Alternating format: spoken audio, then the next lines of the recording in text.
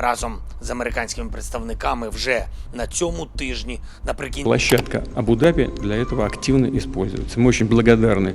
रूस Ukraine peace talks पर ताज़ा अपडेट्स हम आप तक पहुंचा रहे हैं। यूक्रेन युद्ध को समाप्त करने के लिए अमेरिका के नेतृत्व वाली शांति वार्ताओं में महत्वपूर्ण प्रगति देखी जा रही है।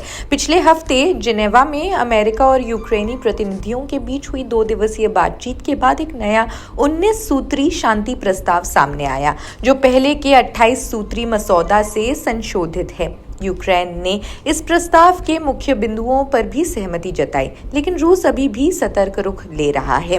अबू धाबी में अमेरिका सेना सचिव डैन ड्रिस्कॉल ने रूसी अधिकारियों से गुप्त बैठकें की, जहां अमेरिका ने कहा कुछ इम्पोर्टेंट कंसेंसस होने बाकी है। ज़ेलेंस्की ने कहा कि वे अमेरिका योजना को आगे बढ़ाने के लिए तैयार हैं और विवादास्पद मुद्दों पर भी ट्रंप से चर्चा करेंगे, जिसमें यूरोपीय सहयोगी भी शामिल होंगे। वहीं रूसी राष्ट्रपति व्लादिमीर पुतिन ने 27 नवंबर को किर्गिस्तान के बिश्केक में पत्रकारों से बातचीत में पहली बार इस योजना पर टिप्पणी की। उन्होंने कहा कि अमेरिका यूक्रेन का मसौदा भविष्य के समझौते का आधार बन सकता है और मॉस्को गंभीर चर्चा के लिए तैयार है। अगले हफ्ते अमेरिकी विशेष दूत स्टीव विटकॉफ मॉस्को जाएंगे। हालांकि पुतिन ने जोर दिया कि शांति तभी संभव है जब यूक्रेन अपने नियंत्रण वाले क्षेत्रों से सैनिक पीछे हटाए। पुतिन ने स्पष्ट चेतावनी दी कि यदि यूक्रेनी सेना निर्दिष्ट क्षेत्रों से पीछे नहीं हटेगी तो रूस बलपूर्वक यानी जोर जबरदस्ती से अपने उद्देश्यों को हासिल करेगा।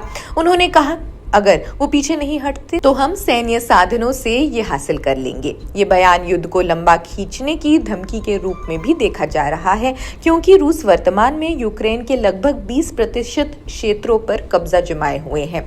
पुतिन ने दावा किया रूसी सेना इस मोर्चे पर अब भी यूक्रेन पर भारी है। ये वार्ताएं ट्रंप प्रशासन की प्राथमिकता है, लेकिन कई यूरोपीय देश क्षेत्रीय समर्पण को अस्वीकार कर रहे हैं। विशेषज्ञों का मानना है कि सफलता के लिए रूस को अपनी अधिकतम मांग भी कम करनी चाहिए। अगले कुछ दिनों में और कई बैठकें होनी बाकी है।